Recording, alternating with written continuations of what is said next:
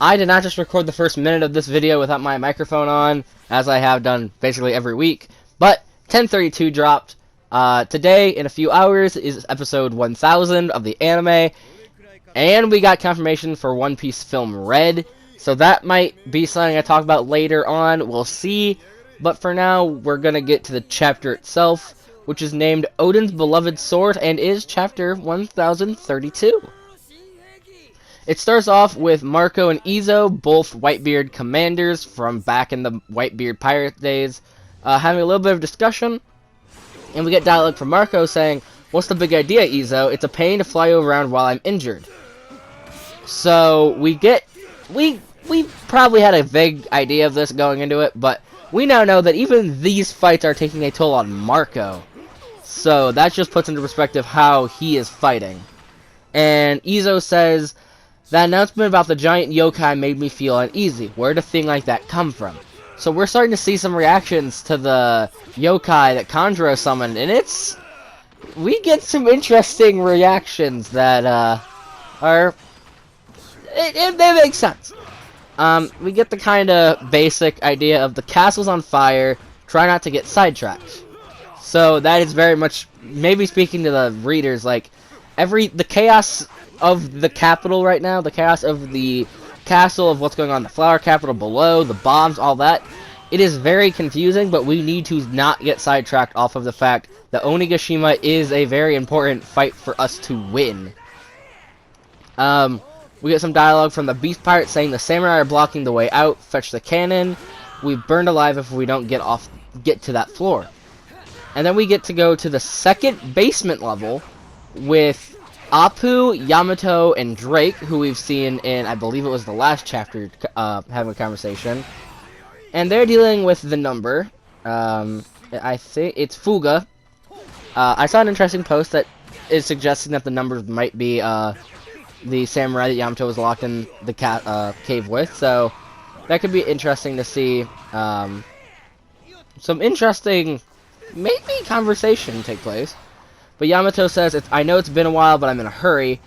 And then there's a Den broadcast of, "This is the second floor. The flame yokai is heading to the lower levels of the castle." And then we get to see Brook and Robin land on the number's hair. And they're being pursued by CP0. So they are indeed taking action against Robin, trying to capture her. We get dialogue from Robin saying there's no choice but to fight, but before they do get to fight, the yokai shows up and creates a wall of fire that seemingly burns the CP0 agents. So that's interesting. We also get very, very obvious confirmation. It was said when Kanjuro made the yokai by Orochi why he had Kanjuro do it. And we get Yamato saying it here, that if that yokai gets to the basement with the explosives in it, it's bad news for everyone on Onigashima, the Beast Pirates and the Alliance. So we have Yamato. We have some action that needs to happen. Yamato needs to take out that yokai and deal with the explosives before the island drops. We don't know how Momonosuke is handling it. We know a few chapters back that he's trying his best, but we don't know if he's actually going to be able to stop it, or if they're going to have to do something else. Then we get a really interesting interaction between Scratchman Apu and CP0, in which Apu says that he's willing to sell the scoop to Morgans, and the scoop being lapdogs of the Celestial Dragon spotted in Kaido's castle. And the CP0 agent, the main guy, we get his reaction, which is, "You should have kept your mouth shut," and he just one-taps him, takes him, hits him, sends him to the floor with a splatter effect. So that's a pretty big hit. And the same agent makes the comment, "X Drake, I hope you don't assume that your true allegiance would remain a secret to CP0. And Drake says, "If you already know, I'm dying to hear your excuse for being here." And the CP0 agent responds, "We're just handling pest control." Which makes me feel like CP0 and Sword have a possibly storied interaction with each other, because this is not a reaction you would expect from a world government agency while dealing with a world government agency with intent to take down a wing of the world government. Then Scratchman Apu interferes, takes out main guy with an explosion. Not takes out, was able to injure him. And we get the team up that I don't think anyone expected. X Drake and Scratchman Apu fighting CP0. This is weird. This is like not what I was expecting out of a chapter. And then we go to where the main crux of this chapter happens, and that's outside with Zoro versus King, in which Oda really just likes flexing his weird moves with these dinosaurs. We had like the spinning head with Sasaki, I think it was. Was it Sasaki? The Triceratops, we had the spinning head. With Queen a few chapters back, we had the Brachiosaurus. And with this, we have King using Tempura Udon, which is him shooting basically a beam of energy or air or something out of his beak. And Zoro makes a comment, is it supposed to be pulled back like that? And Zoro makes the comment, it's like a beam. Very similar to something that Frankie would do. And King makes a comment, just like prehistoric times, that's how pteranodons hunted their prey. And Zoro asks, did pteranodons fly with fire on their back too? And King says no. Zoro uses 360 caliber Phoenix, which seems to be a smaller version, a more condensed version of his normal sword slice attacks. So I think we've seen him use it before. If not, oof, but I think we have. And we finally get Zoro admitting what we all know. The bastard's talking down to me. I gotta knock him out before I run out of steam. Because Zoro was still on that limited time from the recovery that he went through. We don't know how long he's been in this fight with King. All we know is that Zoro is actually admitting he needs to do something about this. And he uses 3-sword style Calustra Great Dragon Twister, which is just his normal tornado, I guess. But King blocks it with his wings, showing that his wings are fairly strong. And Zoro makes a comment, dinosaurs are basically like dragons, big lizards with tough hides. And King makes the comment, you're not wrong, but I'm on a different level. Then he pulls out his sword and says, don't worry, I'll give you a chance with my blade. You're not the only one that craves a good duel. So this shows that King is actually, he's taking Zoro seriously, but at the same time he's willing to indulge in what Zoro wants. And then Zoro gets an inner monologue saying, not a drop of blood after all these attacks. He still has movable wings in this form. They're not just for show, but I haven't seen him fly with them. The flames on his back are still burning. I thought he got those features from his devil fruit, but I guess not. Does he have fishman or giant blood? No, it's probably a race I've never heard of. And then King basically locks swords with him, but sends Zoro flying. And Zoro thinks, I don't think I can win. Not without knowing what he is. And then we hear, I'm going to butcher the pronunciation of this probably, a shamisen, which is the instrument that Hiyori uses. And then we get a very, very interesting series of panels with Zoro.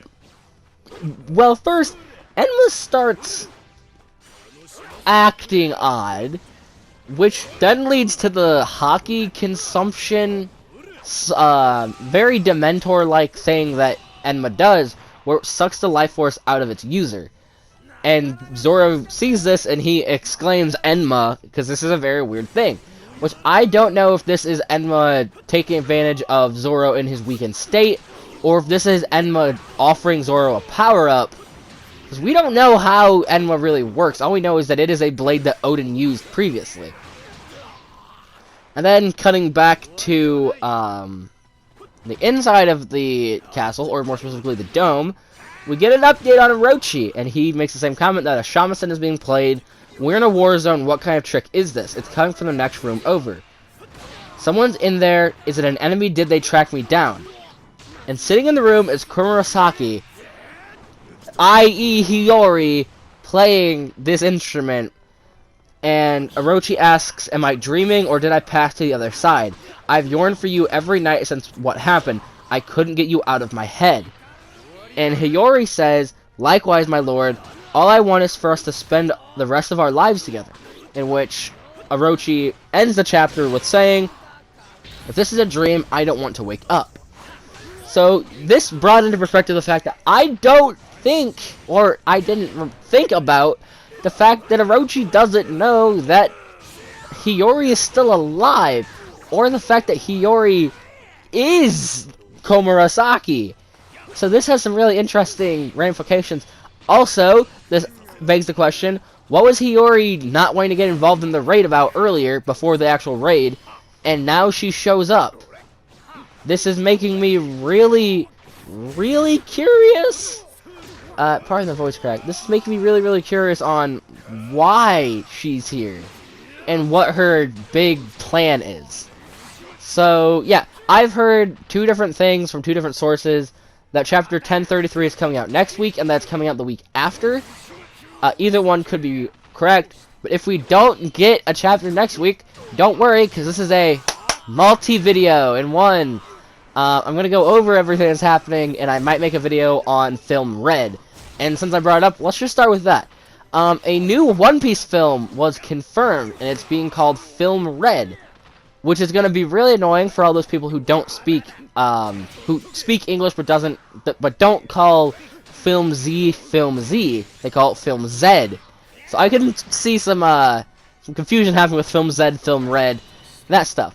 But the confirmation image for Film Red is the word red, but D has 3 scratch marks taken out of it. Very, very, very likely being a reference to Shanks' scar that he got from Blackbeard.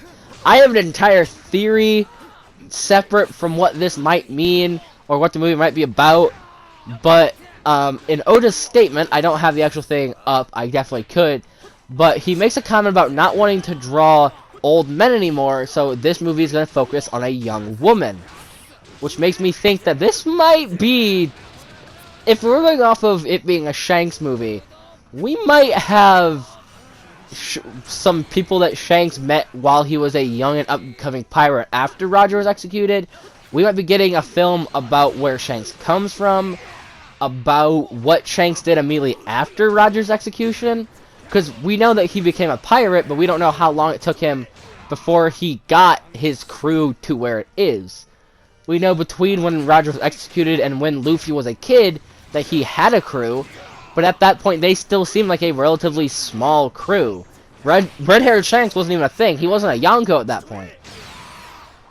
So the movie just being Film Red begs a lot of questions about what it could be about.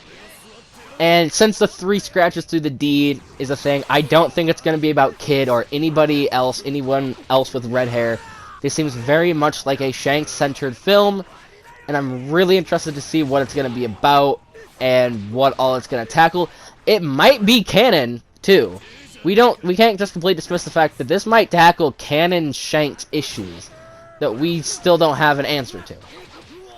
Going on to the next new development in the One Piece fandom, is that at the time I'm recording this, which is 4:37 p.m. on a Sunday, November 20th, we have, I believe, 2.5 hours about until episode 1000 of One Piece airs. And there's not a whole lot to go on about this, because it has been marketed for all hell. This is a big episode, and I really just want to say, I don't watch the anime, but I am super, super glad that Wano is getting a proper adaptation. And by that I mean it's not being butchered like Dressrosa was. It's not getting completely annihilated with pacing. I know there is still some poor pacing going on in Wano, but I am very, very grateful that this current arc and the longest arc that we are currently aware of in One Piece is getting the proper care and love it deserves. And this just makes me super excited to see what Toei is going to do after Wano, going into the final saga of the series. If that tackles Shanks, Blackbeard, the world government, Eam, I am really excited for what this future of the manga holds, but I'm even more excited for what the future of the anime holds. One thing that I'm not looking forward to, though, is once the One Piece is revealed in the manga, you know for 100% fact that manga readers are going to be spoiling anime onlys on Twitter, on Facebook, anything that they can get their hands on. Hence why I said Facebook. But, yeah, that's really all there is to go over this week. It's a big One Piece week, hence why I'm pretty sure this is the longest chapter review that I've done. I might do a video going over Film Red. I might do a video going over episode 1000 and what I want. I might do a video here soon just going over how I like One Piece's adaptation, how it currently is, kind of like how I just spewed about. I also have 2 theories, like actual theories that I want to make a video on, but we'll see how those goes. And until next time, stay safe, have fun, play more games, read more manga, and specifically for this chapter, God bless Oda and God bless One Piece. Okay guys, bye.